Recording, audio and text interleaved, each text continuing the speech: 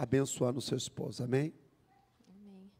Pai amado, obrigada, Senhor, pelo privilégio de vivenciar esse momento. Pai, obrigada pela expansão da minha casa. Pai, o Pedro está aqui porque essa semente foi lançada por essa igreja. Eu te agradeço, Senhor. Pedro, eu te abençoo. Seja forte e corajoso. Você se preparou, você estudou. Deixa Deus usar a sua vida. Eu te abençoo em nome de Jesus.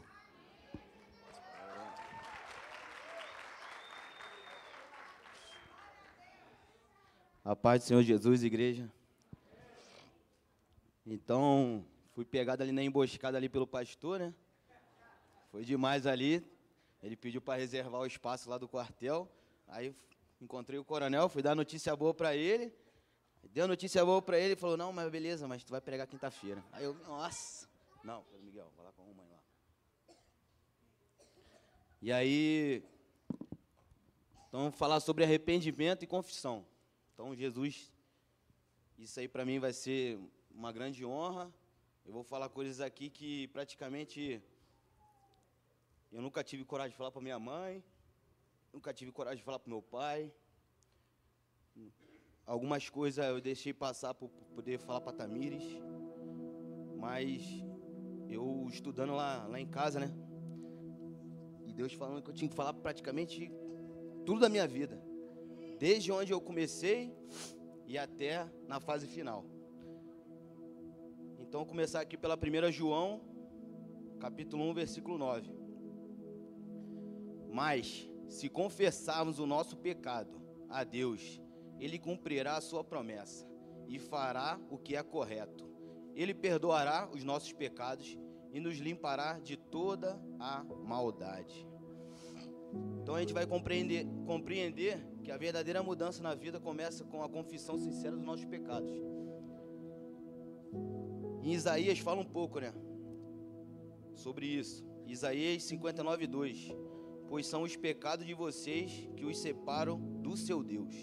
São as maldades que fazem com que ele se esconda de vocês e não atende às suas orações. O pecado não confessado endurece nosso coração, né? Nosso coração fica pesado. A vida para, não começa a andar. As coisas vão totalmente para o destino errado das coisas. E durante a minha vida, praticamente, eu aguentei tantas coisas sobre palavras negativas sobre meu pai, sobre a minha mãe, falava comigo, e diversas coisas foram acontecendo na minha vida.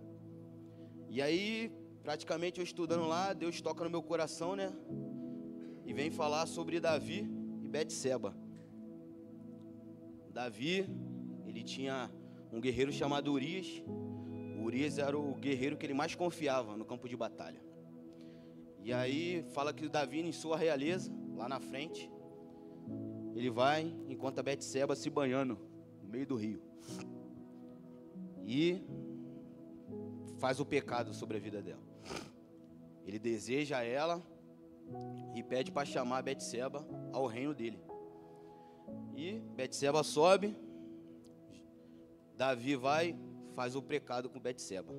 Só que Urias estava em campo de batalha, guerreando com os seus soldados. Passaram-se uns meses, Betseba aparece grávida. E, para não ficar feio de antemão durante do guerreiro que ele mais confiava, chamado Urias, ele pede para Urias voltar do campo de batalha, para poder ficar com a sua esposa, para ele poder ter relações sexuais, para acontecer que o filho do ventre dele, que seria de Urias. Urias fala que não quer, está sujo pelo campo de batalha. E aí o rei Davi fica com o coração apreensivo e coloca de novo ele para o campo de batalha, onde ele ia perder a batalha. Coloca ele à frente e ele morre em batalha. E naquela época, né, sobre as leis, o homem morre em campo de batalha, a mulher, o rei pode tê-la, a mulher que tiver. E aí Betseba vem e ele segue pela confissão. E aí tudo acontece na vida de Davi, tudo começa a dar errado. E aí Jesus fala, não, negativo, vou chamar o profeta Natan para ir lá, por meio de parábolas, falar para ele o quanto ele errou na vida dele. E aí Davi vai, se humilha, Senhor Jesus, confessa o seu pecado, se arrepende, e a vida dele começa a fluir. A vida começa a fluir, e aí eu...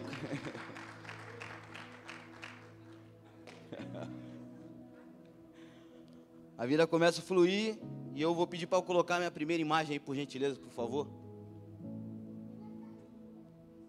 Então, sou eu aqui novo e a minha irmã. Se vocês olharem lá atrás, aquilo lá é o terreiro de Macumba. E aqui embaixo, desde quando eu era novo, são os animais que eram oferecidos naquele terreiro que eu ia. E praticamente o meu pai era do candomblé, minha mãe era do candomblé, minha irmã era do candomblé, meu irmão era do candomblé, a família inteira era do candomblé. E na religião deles, a pessoa que toca tabaque não pode receber santo. E eu era essa pessoa que tocava tabaque para louvar os demônios lá dele. E eu via minha mãe recebendo santo, eu via meu pai recebendo santo, via ele pegar os animais, sacrificando os animais com sangue, tirando o couro dos animais, colocando na parede, e diversas coisas de errado. Aquilo foi muito difícil no meu coração. Praticamente, eu era novo, né? Eu fiquei até os 12 anos nessa religião, onde eu não achava certo. Mas, por princípio da família, eu percorri junto com meu pai, com a minha mãe, meus irmãos e tudo mais.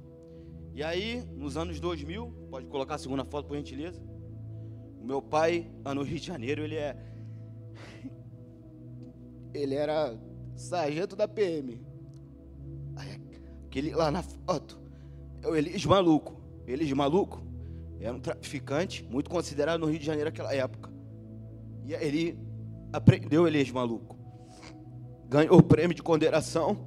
Ele era cabo aqui e virou sargento. O que os bandidos fizeram? Armaram a emboscada para o meu pai. Armaram a emboscada para o meu pai. Meu pai estava no carro, pintando o cabelo. Ele foi morto com 16 tiros no corpo e sucessivamente. Aí um menino de 9 anos recebe a notícia que o pai foi morto por traficante. Eu só falava para minha mãe: mãe, eu quero ser da polícia e eu quero matar todo mundo que matou meu pai. E eu nasci com aquilo no coração, preso no meu coração. Eu só queria vingança, o tempo inteiro eu queria vingança, o tempo inteiro eu queria vingança. E aí, passaram-se os anos, como meu pai faleceu, a casa era muito grande, ficava mais no terreiro, no centro, com a minha mãe e meus irmãos. Certo dia, minha mãe conheceu um homem chamado Fábio e colocou lá para dentro de casa. Isso quando eu tinha 13 anos. Eu não entendia muita coisa. 13 anos praticamente. Hoje, praticamente, nossos filhos estão muito evoluídos, né? Pedro Miguel, com 3 anos, fala inglês, conta de 1 até 100, eu fico doido. Com 13 anos eu não entendia muita coisa, mas pelo fato de ela colocar uma pessoa dentro de casa, e meu pai praticamente morreu, aquilo ali foi muito difícil para mim. E eu falei: mãe, eu não aceito essa pessoa aqui dentro de casa. Não, meu filho, a vida continua. Falava, ele vai ser seu padrasto, não sei. E eu falei: mãe, eu não aceito. Se ele ficar, eu vou embora de casa. Aí, por mais uma vez: então você vai embora de casa. Eu falei: pô, mãe, mas eu sou teu filho. Pode ir embora. Aí, arrumei minhas coisas. Pedi para morar na casa dos amigos meus, que era perto de lá de casa. Morei. A mãe Luci, lá, que praticamente virou minha mãe. Foi difícil, praticamente uma pessoa de 13 anos, ser negado pela própria mãe. E aquilo ficou no meu coração muito tempo. E aí, eu entro para o exército em 2009, com 18 anos a 19 anos. Vou e começo a morar no exército. Lá, faço as minhas coisas e entro para o caso, me perco na minha vida. Me perdi na minha vida, comecei a frequentar baile de favela, comecei a frequentar boate, comecei a frequentar as coisas difíceis do mundo, que a gente não pode falar aqui, né? Mas vocês é que me entendem, comecei a ver o lado ruim da vida. E teve uma certa época que eu comecei a estudar para a prova da ESA, que foi em 2013. Uma pessoa falou assim: Pinheiro, que é meu nome de guerra, você está perdido na vida. Você só vai, que a gente fala no quartel, puxar fúgio, perdendo a vida. Coisas ruins vão acontecer. E eu falei: verdade, eu tô errado. Vou tentar falar com a minha mãe. Quero pedir baixa do exército para poder estudar para sargento. Cheguei lá dentro de casa de novo.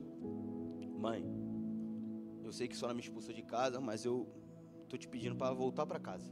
Se a senhora pode só me ajudar. Eu tenho dinheiro a receber do exército.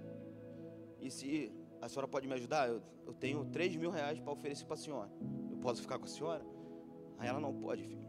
E durante esse tempo que eu fiquei na casa da minha mãe, o meu padrasto falava que eu não ia ser nada na vida. Falava que eu sou o pior filho, porque eu era o caçula. Falava diversas coisas para mim. Aí, primeiro ano, prestei o concurso. Não passei. A minha mãe pegou, me deu um tapa na minha cara, falou que eu não ia ser nada na vida. Você não vai ser nada na vida. Você só quer besteira, fazer coisa na rua, ficar na rua o tempo todo. Tu não vai ser um bom filho para mim. Aí eu olhei aquilo de novo e falei: agora não tem para onde ir. Eu vou para onde? Vou continuar na casa da minha mãe.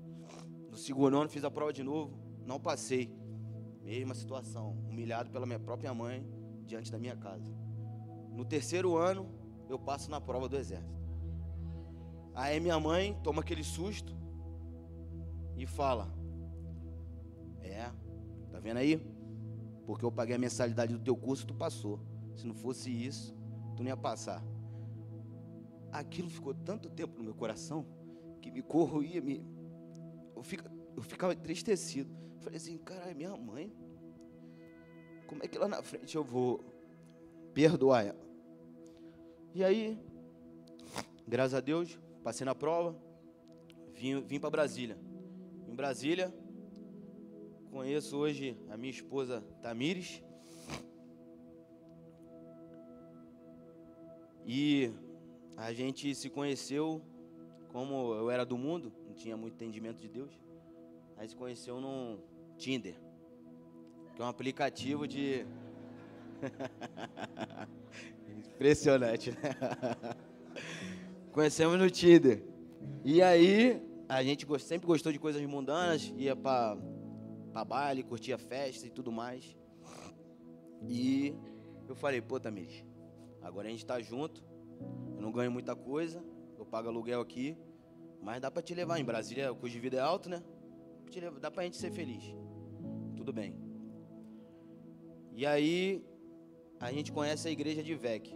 A gente entra lá, na igreja de Vec, e começa a congregar. Só que eu que chamei a Tamires para a igreja, por incrível que pareça. E lá nos batizamos, e saiu um curso para mim no exército. Só que a gente já não ganha muito, né, lá no exército. Quando tu faz união estável com alguém, praticamente ela vira tua dependente. E aí o exército entende que dá um dinheirinho a mais aí, porque tem dependente dentro de casa. Aí eu falei: pô, Tamires, vamos fazer essa parada aí, pô. Vou ganhar um dinheirinho aí. Vou ganhar esse dinheirinho aí, a gente, pô, faz união estável, tu vai ter direito ao plano de saúde do exército. E aí eu te dou um dinheiro para tu poder curtir. Aí ela: não, tudo bem, vamos fazer. Aí fomos lá, fizemos união estável.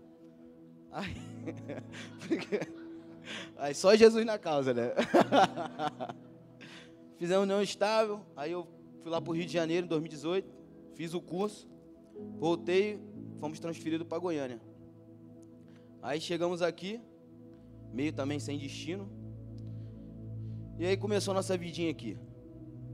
Aí 2020 foi praticamente ali tranquilo. 2021 a Tamires tomava remédio, né, anticoncepcional. E a gente já estava errado, sempre viu a vida inteira errada, né? Fazendo os, como é que chama, sem estar casado. E aí chegou em 2020. Como é que chama? Vivemos sempre errado. Em 2021, ela tomando anticoncepcional, ela parece grávida. Eu falei: como assim, Tamires? Tu não tomava anticoncepcional porque tá... Pô, Pedro, eu não sei. Aconteceu. Aí eu: nossa senhora.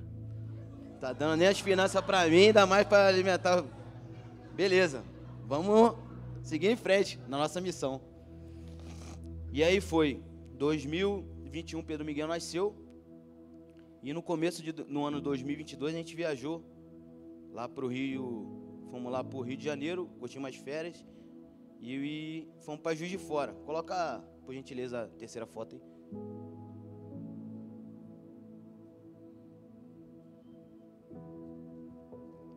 Aí o que acontece? Fizemos a nossa viagem e tudo mais. Quando tava voltando do Rio de Janeiro para Goiânia, infelizmente, tivemos um acidente de carro.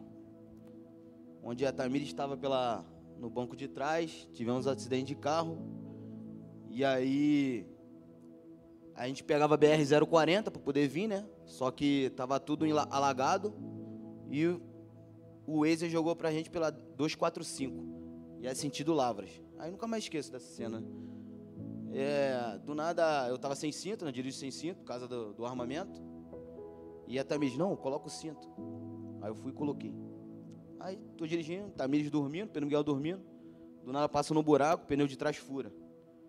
Aí o carro já começa a rodar, quebra o guarda-rei, o carro começa a capotar, para aqui nessa árvorezinha aqui, ó, onde tá. Aí eu desesperado olhei para trás, meu filho, poder ver ali, tem um bebê conforto, e graças a Deus que era um Sentra e o airbag é de cortina, aí protegeu a vida dele. E aí eu fiquei preso dentro do carro, o cinto travado, não conseguia travar, a sorte que eu ando com a faca dentro do carro, cortei o cinto. Saí do carro, desvirei o carro, tirei a Tamires de dentro do carro, fiz os primeiros socorros nela, tirei meu filho, que estava desmaiado também, fiz os primeiros socorros nele, e Deus já começou a trabalhar na minha vida. Apareceu um áudio do nada, a pessoa parou no meio da rua, não sei explicar direito o que aconteceu, nem a Tamires sabe explicar também. Meu filho, eu vou pegar a sua mulher, vou levar para o hospital tal, teu filho vai estar comigo, teus cachorros vai estar no hotel tal, meu telefone é esse, tu fica aqui e chama o seguro para poder pegar o teu carro. Aí eu, não, tudo bem, já estava em choque, né? Tudo bem. Aí pegou a Tamires, foi embora, uma pessoa que eu nunca vi na vida, nem conheço, levou meu filho, minha mulher e meus cachorros. Aí liguei pro reboque, reboque pegou, aí o próprio reboque me deixou no hospital, a Tamires estava bem, graças a Deus, ela só tinha quebrado a costela e perdeu um pouco de cabelo. E o Pedro Miguel estava rindo como se nada tivesse acontecido. E ele tinha 9 meses. Aí eu, nossa. E eu não sabia explicar aquele momento. E aí, hoje em dia, que eu começo a entender um pouco de Deus na minha vida. Porque Ele fez esse livramento e não era sobre mim. Era sobre a minha família, a minha esposa e meu filho. Porque onde bateu é onde estava a Tamires e o Pedro Miguel. Eu ia sobreviver, que estava na frente. Aí eu começo a entender isso aí hoje. E 2022, eu tinha um curso para fazer durante 6 meses. E aí começa a minha vida igual o Davi fez. Vou para o curso. A gente que é militar, trabalha na hora operacional, a gente viaja muito. Então, eu fico muito tempo fora de casa. E era difícil. Porque as nossas amizades dentro do quartel, para quem já serviu sabe, é difícil. Tu viaja fora de casa, os amigos chamam para balada, os amigos chamam, vamos sair, vamos só mais uma vez ali tomar uma cerveja, vamos só mais uma vez ali sair, não vai dar nada não, ninguém vai descobrir. E aí, eu viajava, virava bola de neve, saía, curtia e mentia, saía, curtia e mentia. Aí certa vez, apareceu uma missão lá para a Argentina. Aí eu fui. Aí Deus fala comigo de novo. A gente tinha um salto lá para poder fazer a infiltração. Eu salto, paraquedas abre normal. Na hora de pousar, a gente faz o cálculo lá com a elevação. Então a gente salta de paraquedas num lugar, anda com paraquedas 15 km para poder pousar em outro lugar. Só que aí a gente faz o estudo de elevação. Sendo que onde eu ia pousar, a elevação era menor. E onde eu pousei, a elevação era maior. E estava escuro, bati forte no chão, rolei, quebrei os equipamentos que tinha quebrado, parei 7 km longe onde eu tinha que pousar. Aí, de novo, mais uma vez, outro livramento pelo Senhor. E continuei fazendo o que eu tinha fazendo. 2023, mesma situação. De novo, salto de paraquedas. E Deus estava falando comigo: ô meu filho, se toca aí, pô. Tu tá varado, tá doido, pô. Se toca aí, faz alguma coisa na tua vida. E eu não entendia na época. Não entendia nada. Aí, certa vez, e sempre Deus me falando, sempre Deus me falando. Às vezes eu chegava em casa, Tamires, ó, tive um sonho que você estava fazendo isso aqui, isso aqui, isso aqui. Aí eu ficava assustado assim: não, que isso, amor? Tá doido, pô? Eu fazer isso aí? Não, pô. Jamais, pô. E toda vez que eu saía de missão, ela falava a mesma coisa pra mim. E eu sempre enganando ela. Enganando ela, Deus me mostrando, enganando ela, Deus me mostrando. Certa vez, eu chegando dentro de casa, ela vai e descobre: Pedro, tu fez isso.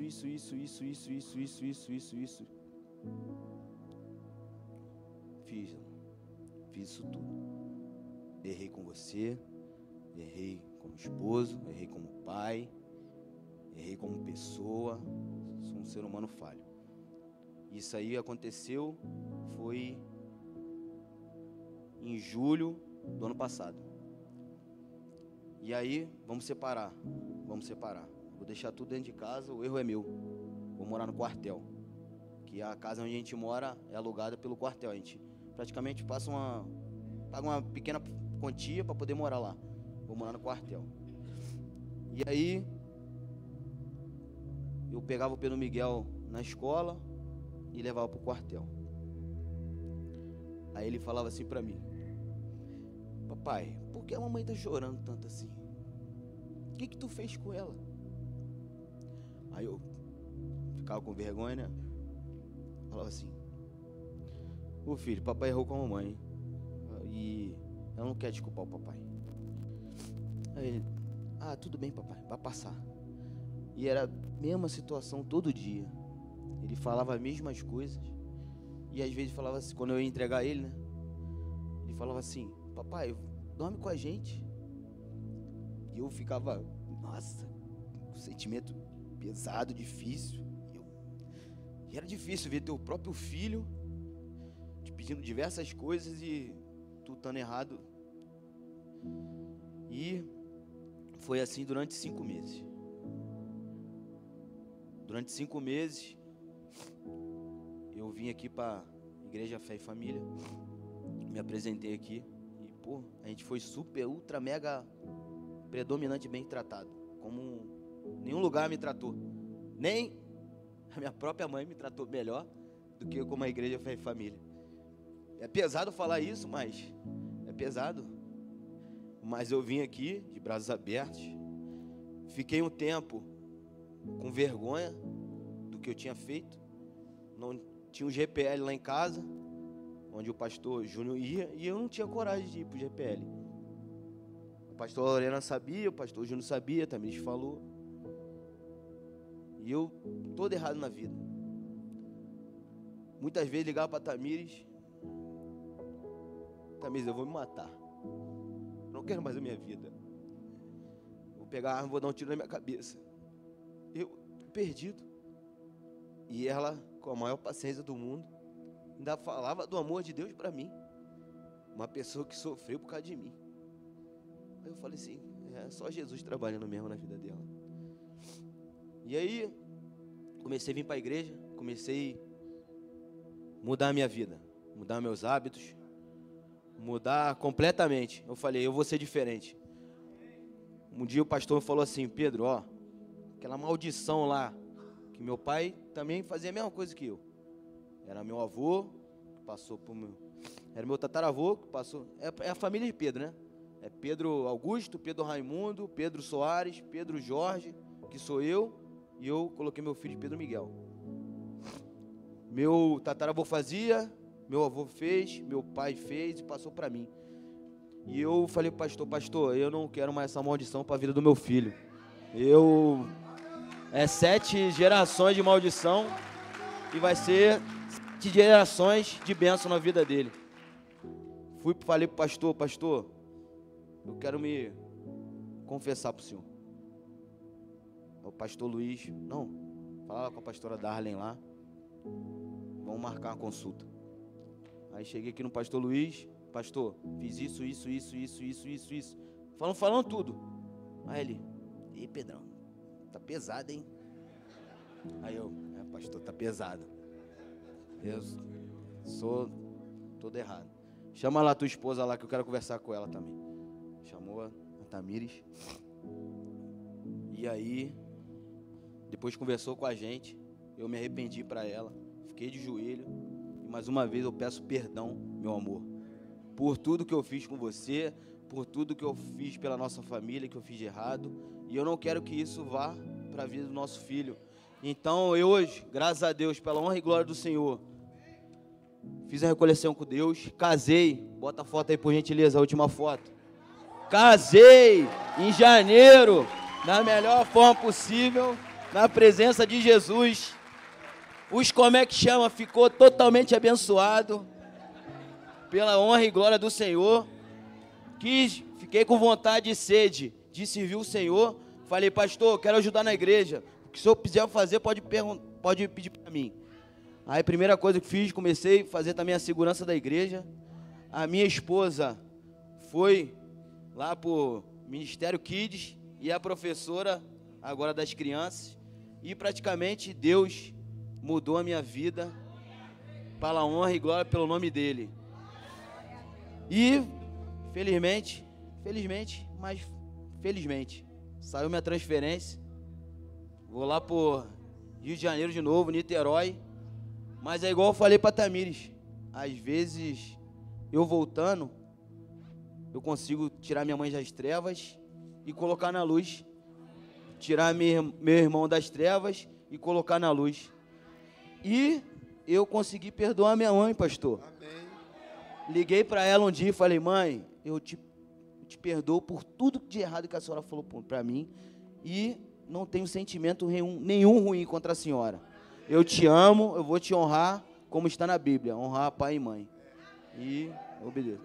E hoje sou um homem abençoado e vou fazer de tudo para fazer minha esposa feliz, em nome de Jesus. Aplauda de pé, igreja. De pé. Aleluia. Toda minha vida,